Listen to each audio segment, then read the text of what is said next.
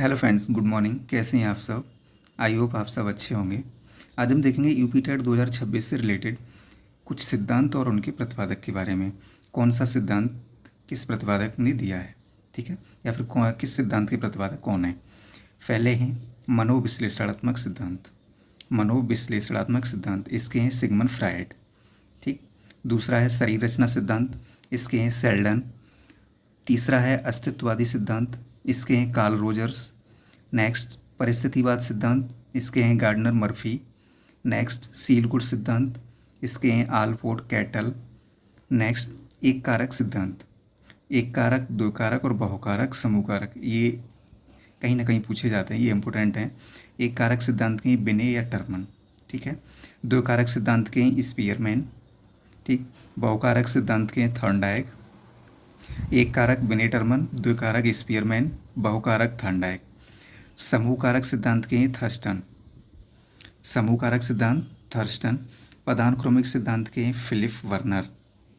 पदानुक्रमिक सिद्धांत के Philip Vernon. बुद्धि संरचना सिद्धांत के जेफरी गिलफोर्ड। बहुबुद्धि सिद्धांत के हॉवर्ड गार्डनर। और संज्ञानात्मक विकास सिद्धांत के जीन पियाजे। नेक्स्ट अरल ठोस बुद्धि सिद्धांत के आरवी कैटल। नेक्स्ट फिर से देखेंगे मनोविश्लेषणात्मक सिगमंड फ्रायड, शरीर रचना सेल्डन, अस्तित्ववादी कार्ल रोजर्स, परिस्थितिवाद गार्डनर मर्फी, सीलगुड सिद्धांत आलपोर्ट कैटल, एक कारक सिद्धांत बिनेटरमन, द्विकारक सिद्धांत स्पीयरमैन, बहुकारक सिद्धांत थॉर्नडाइक, समूह कारक सिद्धांत थर्स्टन, पदानुक्रमिक सिद्धांत फिलिप वर्नन, बुद्धि संरचना सिद्धांत जेफी गिलफोर्ड, बहुबुद्धि सिद्धांत हॉवर्ड गार्डनर, संज्ञानात्मक विकास सिद्धांत जीन पियाजे, तरल ठोस बुद्धि सिद्धांत आरवी कैटल। नेक्स्ट देखेंगे पियाजे के संज्ञानात्मक विकास के सिद्धांत। उन्होंने 4 अवस्थाएं दी हुई हैं, कौन सी अवस्था में किस आयु वर्ग के बच्चों को रखा जाता है।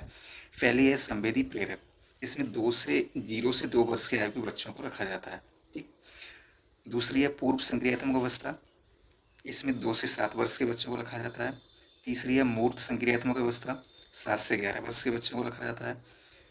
चौथी है औपचारिक संक्रियात्मक अवस्था, इसमें 11 से 15 वर्ष के बच्चों को रखा जाता है। संवेदी प्रेरक 0 से 2 वर्ष, पूर्व संक्रियात्मक अवस्था 2 से 7 वर्ष, मूर्त संक्रियात्मक अवस्था 7 से 11 वर्ष, औपचारिक संक्रियात्मक अवस्था 11 से 15 वर्ष। हम देखेंगे बुद्धि लब्धि के बारे में। बुद्धि लब्धि का सूत्र होता है मानसिक आयु बट्टे वास्तविक आयु इंटू 100, ठीक है। अगर हमें किसी का बुद्धि लब्धि निकालनी है तो पहले उसकी मानसिक आयु रखेंगे, फिर इसकी जो करंट में जो एज है वो रखेंगे और 100 से गुणा कर देंगे तो उसकी बुद्धि लब्धि निकल आएगी। इसमें देखेंगे 71 से कम बुद्धि लब्धि होती है तो वो जड़ बुद्धि वाला कहलाता है। 71 से 80 होती है तो अल्प बुद्धि वाला कहलाता है। 81 से 90 होती है तो मंद बुद्धि वाला कहलाता है।